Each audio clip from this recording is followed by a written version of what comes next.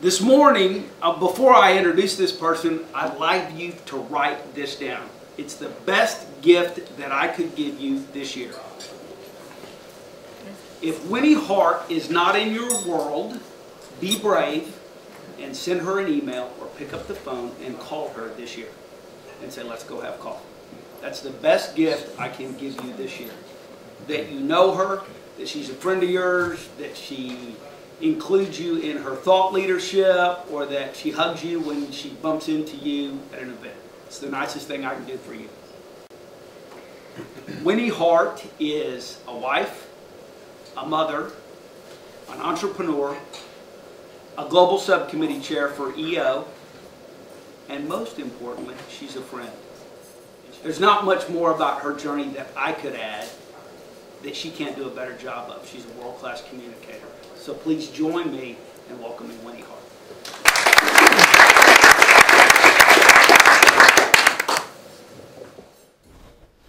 So I posted a photo on Facebook this week, and I said to my Facebook people, which one's which? Oh, Lori's on the left, Winnie's on the right. Winnie's on the left, Lori's on the right. And to be honest with you, I have no idea. I have no idea. You know, it's a really interesting life to have someone that looks exactly like you and to really have no idea which is which or who is who in many circumstances. And what I've learned over time is other people don't either. Am I Winnie?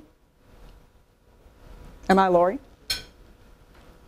It's been a pretty wonderful tool for business. It's been a pretty good one. So I think what's funny about this photograph is really the whole notion that it's actually a photograph, not the fact that we're chewing on a power cord. This is pretty much,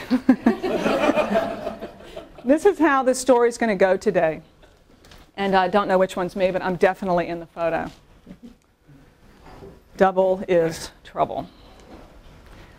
And then there was Tommy, my sweet baby brother, Thomas Nelson Brignac. He was born, and Lori and I realized from the moment he was born that he was ours, and that we were going to take care of him. A toy, a really, really great toy. So one morning, this is the earliest story that I remember about Tommy, is he's crying. He's in his crib in his room, and he's crying, and Lori and I are sitting there, and we're constantly, we had our own little language that we communicated to each other. Well, how do we stop him from crying?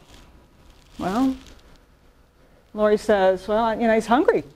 He's obviously hungry. He wants something to eat. So she goes into the kitchen and she gets an apple. And she's like, an apple? I like apples. I'm sure baby Tommy likes apples. So she puts the apple in his crib. And she holds it up to his mouth, and she's trying to get him to bite the apple, and nothing's happening. And I say, well, you know what? He doesn't have any teeth, right? Babies don't have teeth. So, of course, I'm thinking, well, I'll be right back. So I went into the kitchen to get something to help, and I found this steak knife, right? Big, big steak knife, and went and put it in his crib, right? Baby needs a steak knife for the apple.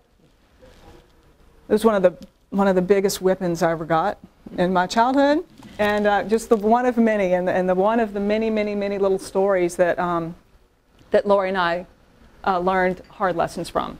So I tell this story in my business about target audience profiling, about really understanding your target audience and making sure that you give your target audience what they need. I've heard many people say back to me, what do you know about target audience profiling? They'll say, don't give knives to babies. Right. Then Winnie and Lori were born. Winnie and Lori were born in 1966, and it really turned my mother's life around. My dad's reaction was, oh shit, there are two of them. But that my mother really cherished this idea of having these two very, very special bundles of joy, And it really, really, really changed her whole. I mean, I can look at photographs of her after Bill died, and I can see it in her face, and then I look at photos of her with us, and just really, really beautiful. I must mention to you that there were really triplets, because my mother had this dog, Gidget, who she fondly liked, loved, cherished. And one of my earliest memories of Gidget was we were outside, it was hot, my mom loved Tab. She always had a Tab in her hand. Remember Tab? Yeah. And she loved Tab, and we were playing outside, it was hot, and I mean, I'm so thirsty, I needed something. Mom, can I please have some of your Tab? And she said, oh no, no, no, no, I don't let anyone drink after me.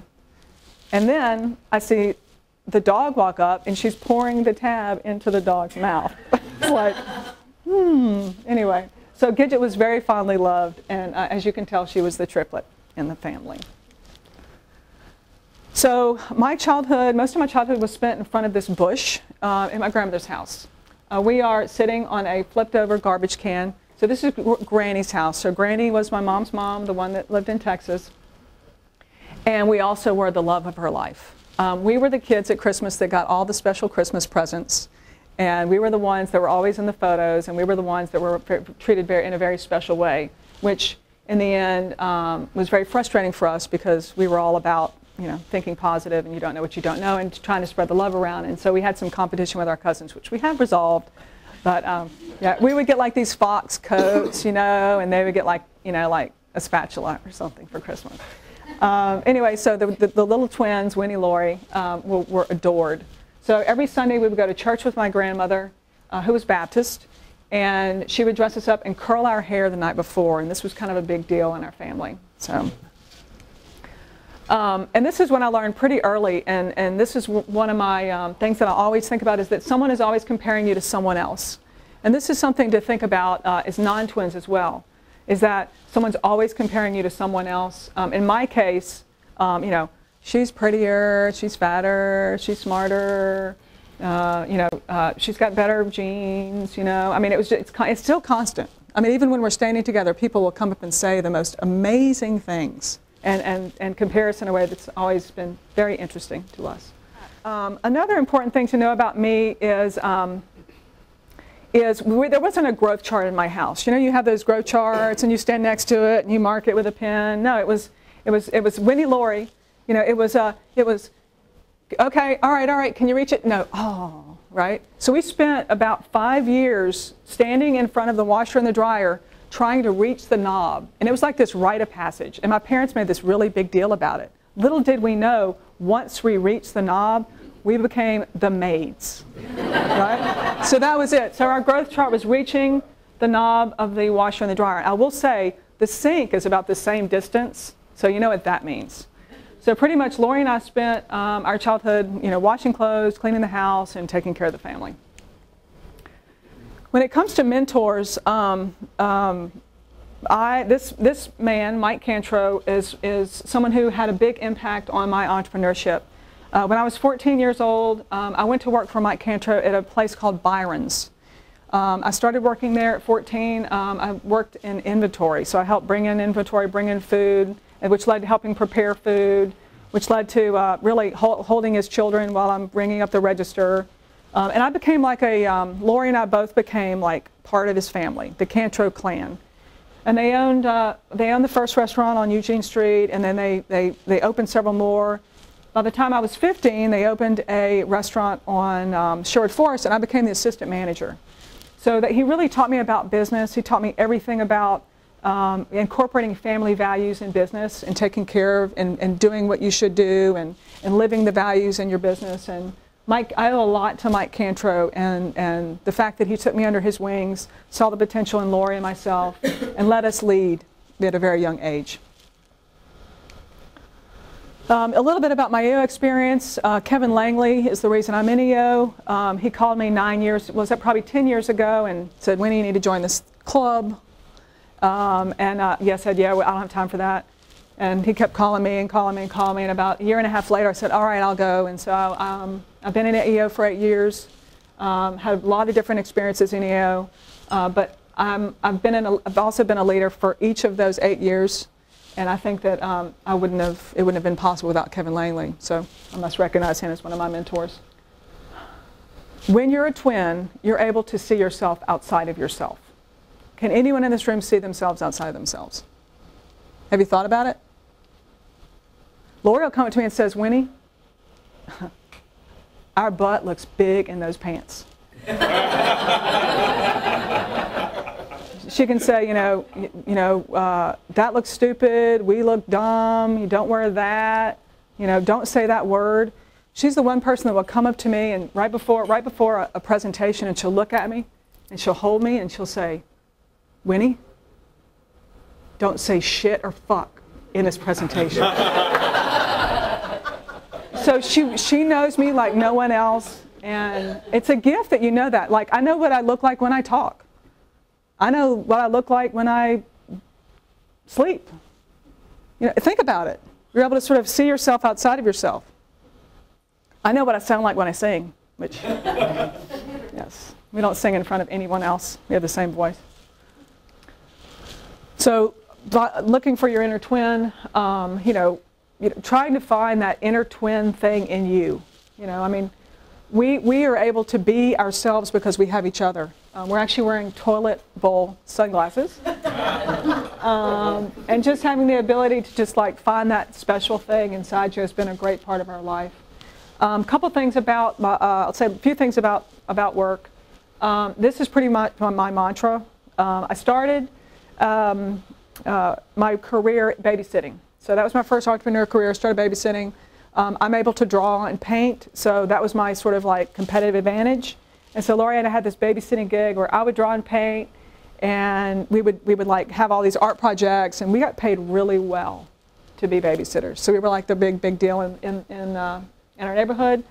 That led to working at Byron's. I told you about Mike Cantra, my experience there, leading to being assistant manager. Then I worked through college. I worked my way through college. I worked teaching teachers how to use computers. This is when those Macs came in those weird, funky shaped boxes, and you put those little square little discs in them. So that was my first experience with Mac. I actually have the first brochure that was ever produced for Apple computers, and I treasure that. So that was my sort of launch into Apple. Then after that, I actually got a job out of college making $3.50 an hour at a printer called Franklin Printing. And the day I left was the day that we printed over, I think, probably 3 million brochures, and I'm walking out to the dock to check the boxes while they're loading these brochures. And this is pre-computers at this time in the printer where you're doing these little mock-ups and wax galleys. And the cover says, Department of Pubic Works.